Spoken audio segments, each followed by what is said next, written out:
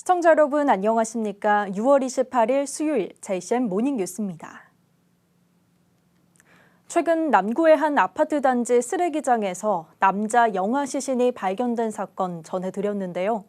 사건이 발생한 지 5일 만에 시신을 유기한 아이의 친모가 경찰에 자수했습니다. 아이의 엄마는 10대 여고생인 것으로 나타났습니다. 박용훈 기자가 보도합니다. 남구의 한 아파트 단지 쓰레기 수거함에 영아의 시신을 유기한 친모가 경찰에 자수했습니다. 앞서 지난 22일 새벽 3시 20분쯤 남구의 한 아파트 단지에서 쓰레기를 수거하던 환경미화원이 영아의 시신을 발견해 경찰에 신고했습니다. 발견 당시 영아는 탯줄 흔적이 그대로 남은 상태였습니다. 경찰이 CCTV 분석과 현장 감식, 탐문 수사에 나섰지만 용의자를 특정할 만한 단서를 발견하지 못해 수사에 난항을 겪던 중 친모가 직접 경찰을 찾아 자수했습니다. 아이의 친모는 10대 후반의 고등학생이었습니다. 친모는 수사 진행에 대해 심리적 압박을 느껴 자신의 부모님과 함께 경찰서를 찾아 자수한 것으로 전해졌습니다. 친모는 해당 아파트 입주자로 6월 중순쯤 아이를 직접 유기한 것으로 알려졌습니다. 경찰은 자수한 친모에 대한 조사에 나섰습니다. 경찰은 영아 살해, 사체 유기 등 혐의 사실에 대해서 국가수 부검 결과 DNA 감식, 휴대폰 포렌식 분석 자료 등을 통하여 철저히 수사토록 하겠습니다. 아이의 시신은 국립과학수사연구원에서 부검 중이며 3주 후 결과가 나올 예정입니다. 경찰은 친모가 영아를 유기한 이유와 영아의 사망 시점 등을 조사하고 구속영장 신청을 검토할 방침입니다. JCN 뉴스 박영훈입니다. 울산시가 석유화학 산업 분야에서 우수한 기술을 보유하고 있는 용산화학으로부터 1,000억 원대 규모의 2차 전지 소재 생산 공장 신설 투자를 이끌어냈습니다.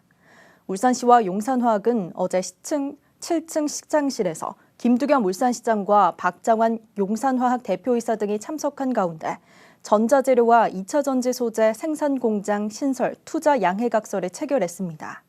이에 따라 용산화학은 울주군 언양읍 반천 일반산업단지에 총 사업비 1,000억 원에 달하는 전자재료와 2차 전지 소재 생산을 위한 제조 공장을 3단계로 나눠 신설합니다. 안효대 울산시 경제부시장이 어제 지역 국회의원들을 방문해 내년도 국가예산 사업에 예산 확보 방안을 모색했습니다.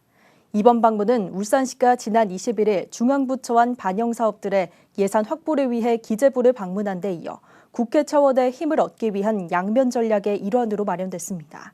안효대 경제부시장은 울산시 기획조정실장과 경제국장, 산업국장, 건설주택국장 등과 함께 김기현 국민의힘 당대표와 지역 국회의원들을 차례로 면담하고 주요 사업에 대한 상세한 설명과 함께 기재부 단계에서 국가 예산이 확실히 반영될 수 있도록 협조를 요청했습니다.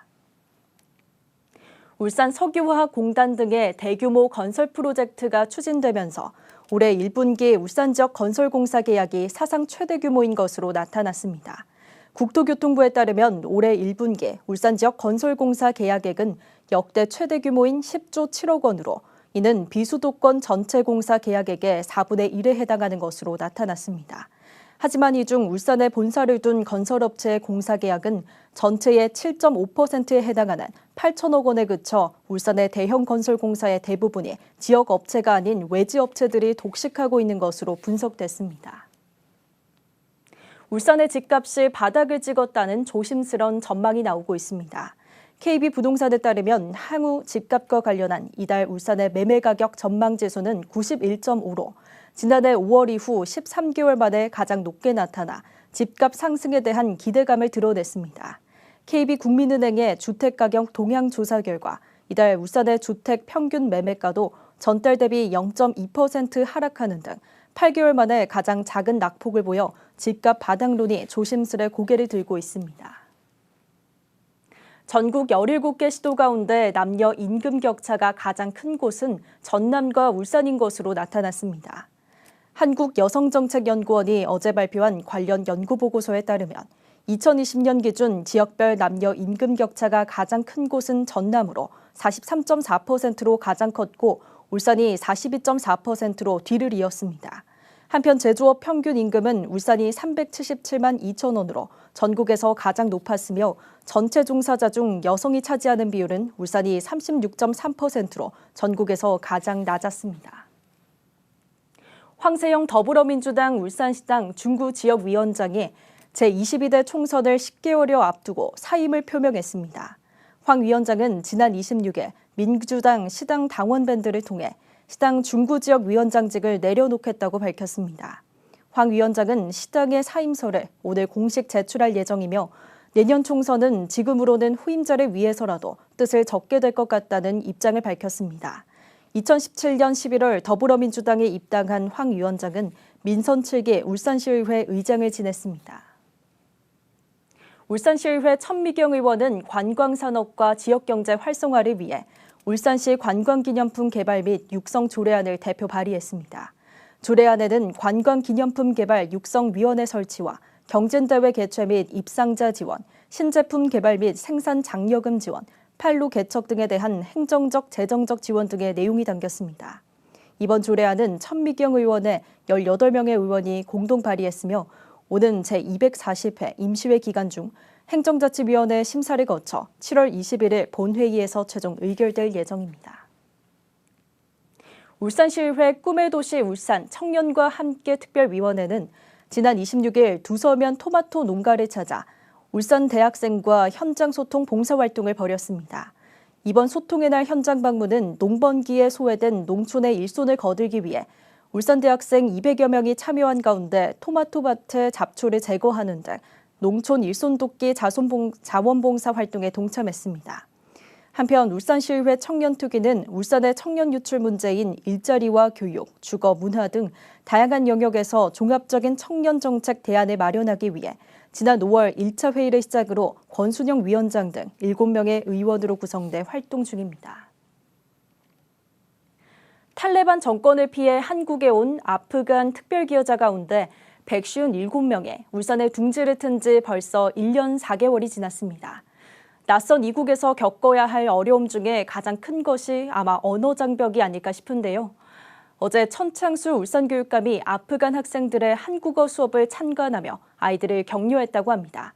수업 참관 현장을 전우수 기자가 함께했습니다. 초롱초롱한 눈빛의 아이들이 흰 종이에 알록달록 색을 칠하고 있습니다. 공들여 색을 입히고 그 위에 스티커를 얹으니 쓴 우리말 작품이 됩니다. 여느 초등학교 교실과 별반 다르지 않지만 이국적인 외모에다 바시르, 모나와르, 아이샤라는 책상 명찰이 어딘가 특별한 교실임을 말해줍니다. 한국어 학급이라고 이름 붙은 교실에는 지난해 2월 탈레반 정권을 피해 울산으로 온 아프간 특별기여자 자녀 26명이 모였습니다. 이 자리에 천창수 울산교육감이 취임 이후 처음으로 참관 수업자 함께했습니다. 학생들의 한국어 수준과 학교 생활 적응 정도 등을 점검하기 위해서입니다. 다문 학생들이 학교 생활 잘 적응할 수 있게끔 제일 중요한 게 우리말 공부고 또 한국 문화에 대한 이해 그런 걸 위해 가지고 익숙치 않은 우리말 실력이지만 예상치 못한 질문들이 교육감에게 쏟아집니다. 우리 학교에 왔으면 좋겠어요. 교장 선생님. 선생님 우리 학교 오면 우리랑 같이 축구하고 이야기도 하면 좋아요. 지금 많은 선생님들 오시고 우리한테 공부 가르쳐주고 우리 지금 열심히 공부하겠습니다. 교관님 감사합니다. 다소 서먹했던 교실 분위기는 선물을 내걸고 시작한 가위바위보 게임 하나로 웃음꽃이 핍니다. 울산교육청은 서부초등학교를 다문화정책연구학교로 지정해 올해 8월까지 운영하기로 했습니다. 아프간 특별기여자 자녀 26명의 어린이들 중 절반은 다문화정책연구학교로 지정된 이 학교 한국어 학급에서 오전에 수업을 받고 오후에는 원래 배정된 반에 복귀해 같은 반 아이들과 어울리며 서로 간의 벽을 좁혀가고 있습니다. 울산교육청은 아프간 학생들의 생활 적응을 돕기 위해 전담팀을 구성하는 등 공을 들여왔습니다.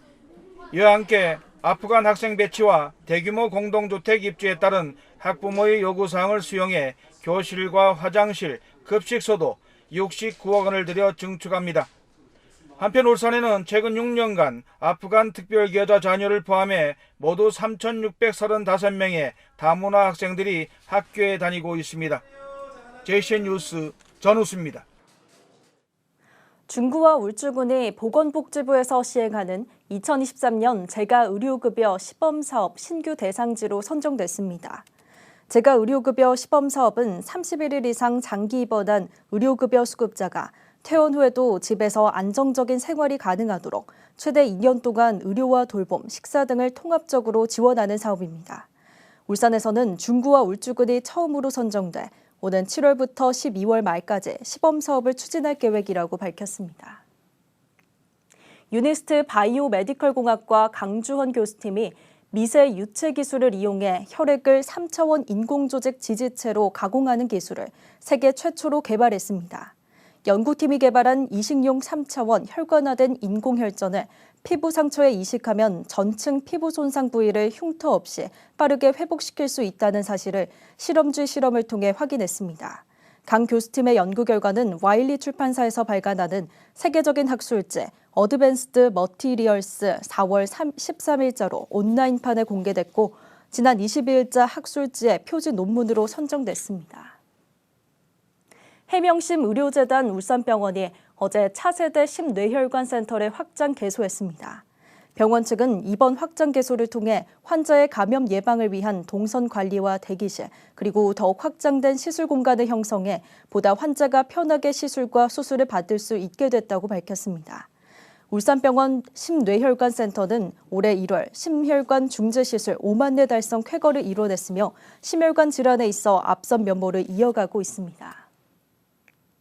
울산시가 주최하고 한국화학연구원이 주관한 바이오 화학산업 포럼이 어제 울산 롯데호텔에서 바이오 화학 소재 산학연 전문가 등 100여 명이 참석한 가운데 열렸습니다.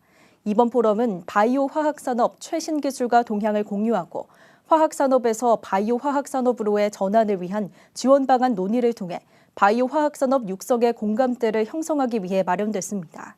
한편 울산시는 바이오 화학산업 육성을 위해 지난 8일 바이오 산업 활성화 전략 발표회를 개최한 바 있으며 고부가 일자리가 넘쳐나는 바이오 산업 거점 도시 도약을 목표로 장단기 4대 전략 10개 핵심 중점 추진 과제를 수립해 놓고 있습니다. 박천동 북구청장이 취임 1주년을 맞아 어제 기자회견을 열고 명품 북구 미래 100년을 조성할 것을 약속했습니다. 박 구청장은 지난 1년 동안 지역 구석구석을 다니며 주민의 목소리를 듣고 찾아가는 동행정 현장 토크를 추진하는 등 신뢰가는 소통 행정을 실천하기 위해 최선을 다했다고 말했습니다. 또 남은 3년 동안 청년과 여성, 취약계층 등 계층별 다양한 고용 지원과 자연과 사람이 함께 숨쉬는 스마트 그린 도시 조성, 그리고 강동 해안공원과 카페 로드를 조성하는 등 관광 산업을 위한 새로운 도전을 할 것을 약속했습니다. 제3회 동구살리기 주민대회 조직위원회가 어제 출범했습니다.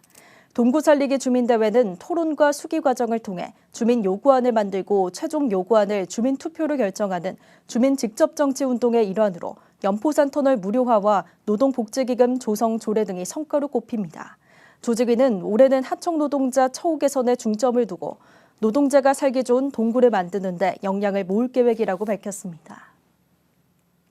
울주군이 불합리한 규제를 적극 발굴하고 개선하기 위해 다음 달 31일까지 규제개혁 아이디어 공모를 실시합니다.